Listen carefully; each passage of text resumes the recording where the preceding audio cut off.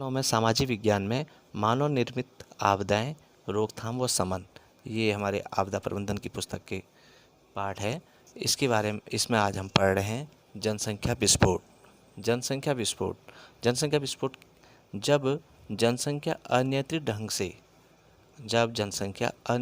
ढंग से बढ़े और जो भविष्य में रोजगार अभाव कर दे और भोजन की कमी कर दे, सुविधाओं की कमी कर दे, लोगों में पोषक तत्व की कमी हो जाए, कमी उत्पन्न कर दे, तो यह अभाव ऐसे अभाव पूर्ण जीवन जीने को लोगों को मजबूर कर दे, तो यह स्थिति जनसंख्या विस्फोट कहलाएगी।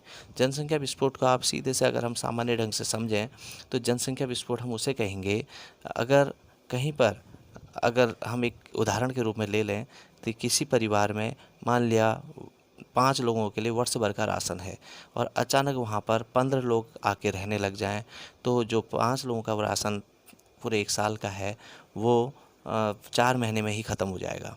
तो उस परिवार की अगर सामान्य स्थिति है, ज़्यादा पैसे वाले लोग नहीं हैं, तो उन्हें राशन खरीदना पड़ेगा और उनके परिवार पे वो लोड पड़ जाएगा।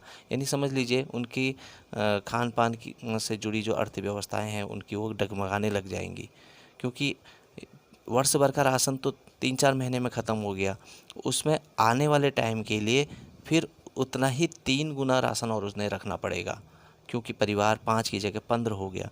तो यही समझ लीजिए वहाँ पर खाने के लिए, रहने के लिए, सोने के लिए सुविधाओं का अभाव होने लग जाएगा और वहाँ कलह होने लगेगा, लड़ाई झगड़े होने लगेंगे और वहाँ पर बहुत बुरा हाल हो जाएगा। तो वही स्थिति है अगर हमारे देश में बहुत अधिक जनसंख्या बढ़ जाए और तो हमारे जो संसाधन हैं, जो साधनों का हम उपयोग करते हैं, वो धीमे धीमे बहुत ज़्यादा जनसंख्या होने पर वो हमारे लिए कम पड़ने लगेगी।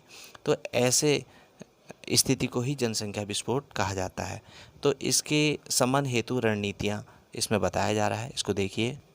इसमें देखिए ऐसी स्थिति होने से पहले जनता और सरकार को समय से पहले निर्णय लेने होंगे। इसमें जनसंख्या को नियंत्रित करने के लिए सरकार को समय समय पर जनता को जागरूक करना होगा। छोटे परिवार के लिए अच्छी योजनाएं लागू करनी होंगी। बड़े परिवार जहां ज़्यादा बच्चे हैं, एक व्यक्ति के कई बच्चे हैं, तो उनको योजनाओं से वंचित रखा जाए और जो छोटे परिवार हैं जिनके कम बच्चे हैं उनको ज़्यादा योजना का लाभ दिया जाए। तो इस लालच में भी लोग अपने परिवार को सीमित रखेंगे। ऐसी पढ़ाई में भी बच्चों को जागरूक किया जाए, किताबों में भी इन चीज़ों को बताया जाए ताकि आने वाली पीढ़ी भी उस चीज़ को समझे। हर तरह से व्यक्ति शिक्षित किया जाए और समझाया जाए हर एक को। भारत में पश्चिमी दृष्टिकोण पर आधारित विवाह व परिवार का जो रुझान है उसे बदलने की आवश्यकता है।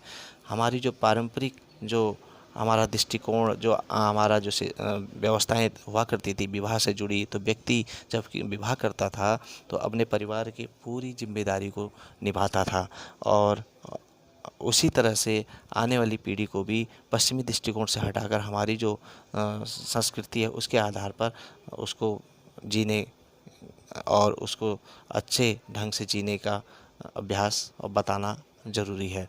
आज इसमें इतना ही। धन्यवाद।